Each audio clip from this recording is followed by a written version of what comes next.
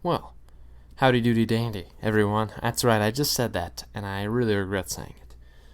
But we're going to talk about Disney, and specifically Disney Plus. You want to know why? Because Mulan just came out, and I want to talk about the first major release that has happened extremely just solely digital. I mean, this is a major release. Obviously, is a box office dominator in Disney. I wanted to talk about this and see what this means for the business, and specifically for the stock too, if it's one worth buying. And I will say, I looked at a little nice little article, and we're gonna be looking over that today, and I'll show you some of that data and what that means for this company, right? So obviously the fear is no physical movies. This could be bad as far as really their revenue is concerned, but I have some good data to show you, right? So from this article here, nice little article,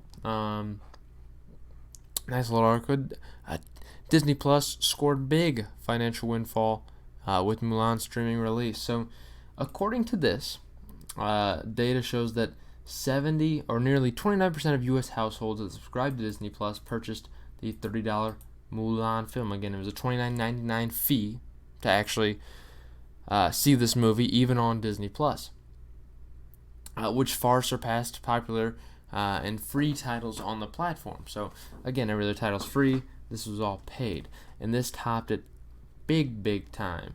And what's crazy is if you look at that,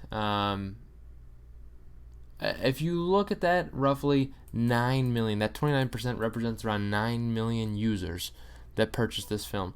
9 million people. Are you kidding me? So that's obviously a big number. You can't lie at how massive that number is. So if we obviously calculate that out, which we will, but right now you see obviously a chart here that shows demand as far as percent of households watching it. I mean, look at that. People are watching Mulan like no one's business. More than any other, even the free shows, more than any other of them. Mulan is doubling, tripling, nearly tripling what's under it, which is obviously the Phineas and Ferb movie, which is cool, I guess. And they do make one really good point, which I need to mention here too.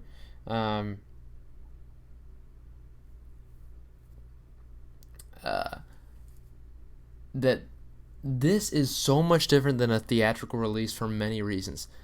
In this case, they do not have to pay those theaters to show the movies. They don't. They are the ones running it. They are the platform, which means all of the profits go to them. They're not paying extra money out of their pockets to have it shown in these theaters.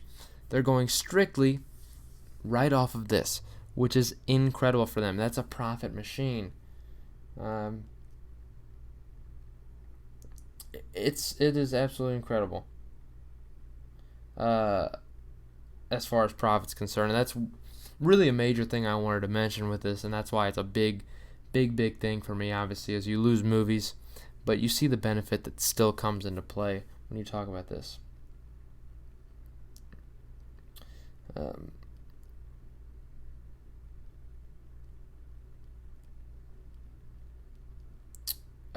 So in my opinion, obviously very good stuff for the stock, because of the fact that the demand's still here. Because I went ahead and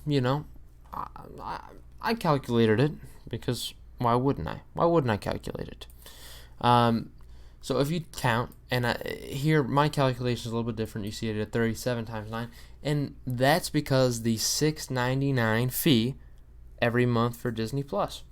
So I included that into the total revenue that this movie should bring in the U.S. alone, which for me is $333 million. And again, don't forget, that's money that pretty well is take home in just the U.S. $333 million. Meanwhile, the next biggest film that actually performed well in the actual box office was Tenet, which put up around $200 million. So this, in its opening weekend, did better than an actual physical movie, which is incredible. People paid $30 a pop for this one.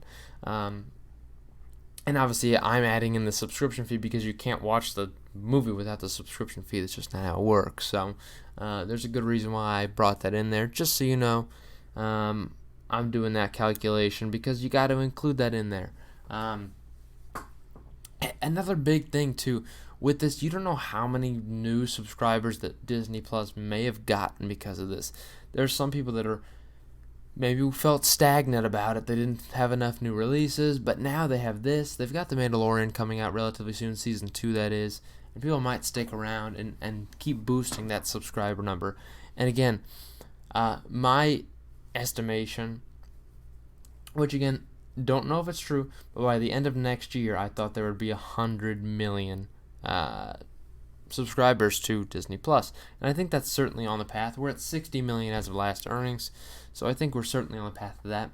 But I also wanted to take a look. Obviously, I think it's important is to look at the production cost of this movie, so you see exactly what kind of profit they're coming out with. Now, this movie, they put $200 million into this movie, cast and everything. That's the entire budget of the movie, $200 million. So just from the U.S., they're bringing home $133 million, potentially, in pure profit after this movie is all said and done. Now, you do need to mention, release in actual theaters in China was rough. Box office in China only netted $23 million, which is pretty rough. $23 million for Mulan in China. Which, it happens. It is what it is. Box office maybe isn't doing great, But regardless, I wanted to mention the fact that this does not talk about the global numbers for Mulan. There is no estimations for global numbers for Mulan. But there is other great data on this article too. Consumer spending in the app spiked 193%, supposedly. Crazy. And obviously, most of that is going to be the $30 fee that they paid for this. But we also see downloads growing huge. People are using this app, obviously, pretty massively, as you could imagine.